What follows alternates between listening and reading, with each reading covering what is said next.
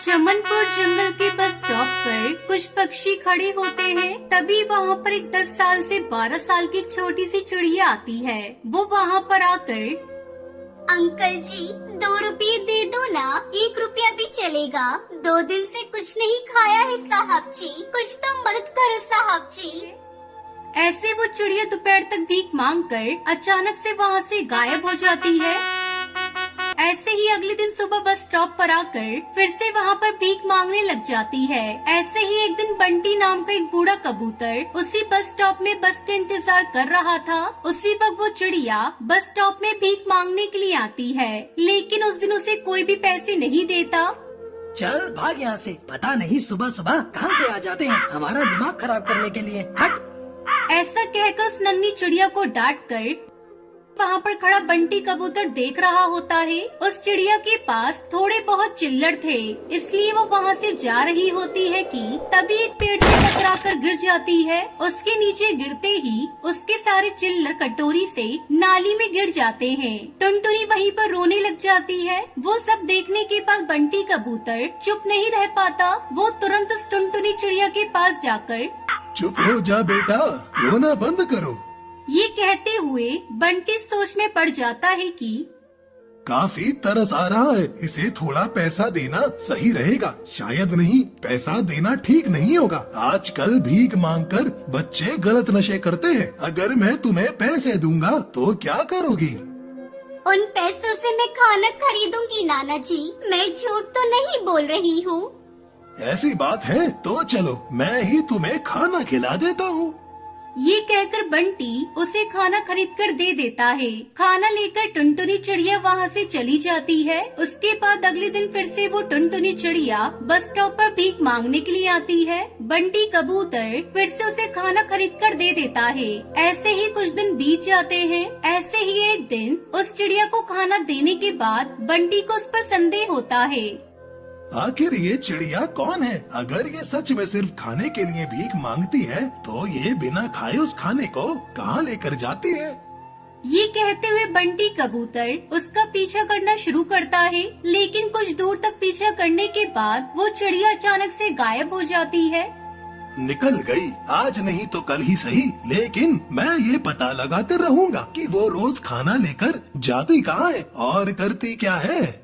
ये कहकर बंटी कबूतर वहाँ से चला जाता है। अगले दिन सुबह बस स्टॉप पर जब वो टुनटुनी फिर से आती है, ये लो बेटा खाना, आज मैं खाना घर से लेकर आया हूँ, गर्मा गर्म है, इसे अभी खा लो वरना ठंडा हो जाएगा।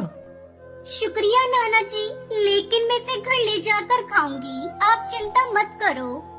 ऐसे बड़बड़ाते हुए कहकर वो वहाँ से चली जाती है और बंटी कबूतर भी उस टुनटुनी का पीछा करता है। वो चिड़िया भागते हुए कचरे से भरी हुई एक छोटी सी झोपड़ी में जाती है। बंटी कबूतर भी छुपके से उस झोपड़ी के पास आकर उस झोपड़ी की खिड़की से देखता है कि उसमें एक छोटी सी चिड़िया और एक जमीन पर पड़ी बीमार टूनी चिड़िया थी। दीदी आ गई, दीदी आ गई, अपना खाना लेकर आ गई है।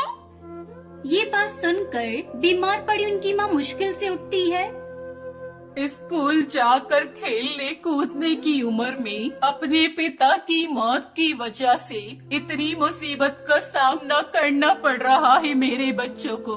मेरी बेटी एक पैर से अपाहिज होने के बावजूद हमारे लिए रोज खाना लेकर आ रही है। पता नहीं कितने पंछियों के सामने हाथ फैला रही है। इस मुश्किल घड़ी में मेरी हालत भी ऐसी है कि मैं कुछ नहीं कर सकती।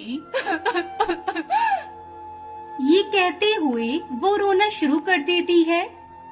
चुप हो जाओ माँ, एक बार आपकी सेहत ठीक हो जाएगी तो हमारे साथ सब अच्छा ही होगा। ऊपर वाला हमारी मदद करेगा तो मैं और छोटी बहन फिर से स्कूल जाएंगे। पहले आप खाना खाकर इन दवाइयों को खा लो, वरना आपकी तबीयत और खराब हो जाएगी।